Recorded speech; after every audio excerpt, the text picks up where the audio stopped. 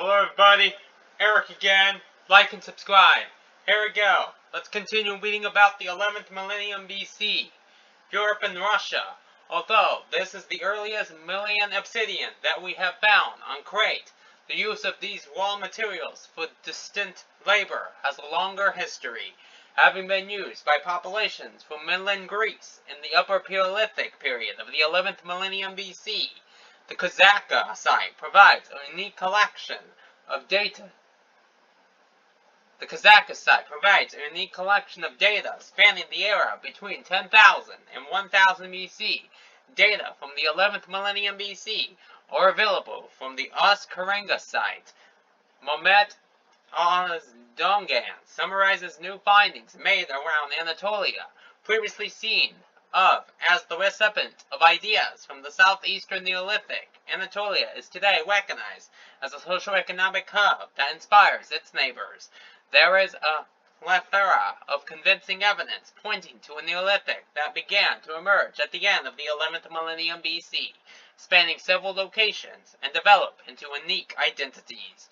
These areas are represented by unique structures, shrines, artwork, and artifacts that reflect their various economic and religious systems. The epitaphic site of Urukos, which dates to approximately the middle of the 11th millennium BC, was found in the southeast of the island in 2006. This discovery fundamentally altered our understanding of the oldest occupation of this region, of the Aegean. The site's links with the Eastern Mediterranean and Aegean are very intriguing, due to the large proportion of blade cores and blades, and the presence of geometric inserts like lanauths. There is strong evidence that Wukuzini La 1 to La 2, Urukos, and Kokoman may be roughly on the same historical horizon, despite some technological distinctions in the core reduction procedures and the proportion of diverse instruments. Similarities between Ukuzini La 1 to La 2 and Urukos have already been pointed out by Efrasto, Bailly, and Sternini. These authors emphasize that these sites would have been connected to Anatolia and the northern Aegean throughout the Younger Dryas period due to a shared cultural ancestor. These techno-typological resemblances led us to hypothesize that Kokoman lived in the late 11th millennium BC, making him roughly contemporaneous with Urukos. Our understanding of the PPNA's features is primarily based on evidence gathered from the Upper Tigris Basin, where the earliest settlements date back to the late 11th millennium BC. After removing the samples with significantly larger deviations, radiocarbon dates from the towns of Holland-Sima and Kartak-Tep indicate that the earliest settlements appeared between the late Younger Dryas and the early Holocene. Semka and Bunkukla-Tarla are also mentioned as having an analogous early stratum. Furthermore, the bedrock has not yet been reached at Holland-Siman and Gusahuark, and the phases that have been excavated in the majority of the villages have not yet undergone rigorous dating. Moreover, it is challenging to establish a precise site chronology for sites that have a similar location, but have moved over short distances, as is the case with Gusahuark, Komazdir, and Nemric 9 to the south.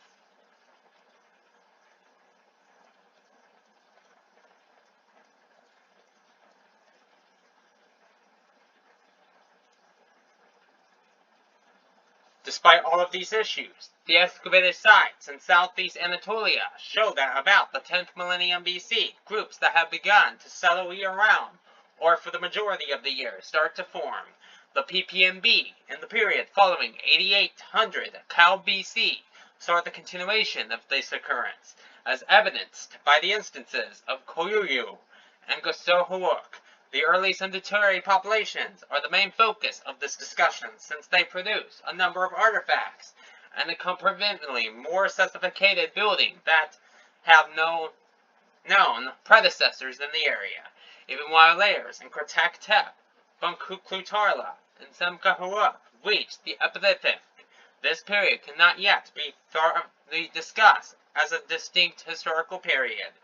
Semkahuark and Bunkuklu-Tarla or the southern sites in this group, At Bukukletarla, there are layers referred to as Epiphytic, though detailed publications of these periods are still pending. Nevertheless, certain layers date back to the PPNA and change to the PPNB.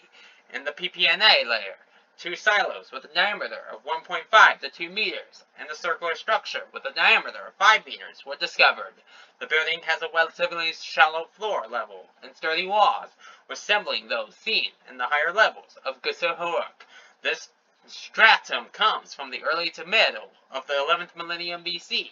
An 8-10 times 2.5 meter public building with curved corners is located in the transition layer. Its flooring is made of a mixture of clay, marl, earth, and ash. Although Senkaharuk has not yet been explored, walls from 2-meter-tall structures were discovered in the areas where the perimeter of the damage caused by the road construction was cleaned. These underground homes have walls made of medium-sized stones. For this site, the late Epiphytic period is also significant, that no published dating has been done to determine the exact period of occupation. Gusur-Huruk was also explored for a short time, much like other rescue excavations, although there are significant discrepancies. The radiocarbon dates and early reports on chipped stone demonstrate a coherent picture with the contemporaries. The location is close to the striking Gusir Lake, which is also featured in the excavation plan. The site of Horanam in Israel yields the earliest evidence of the creation of lime-based mortars, dating back to the 11th millennium BC. Subsequent evidence from other Near and Middle Eastern sites dates to the 8th or 7th millennium BC. The main purpose of mortars in these situations was to prevent walls and floors. Bye for now.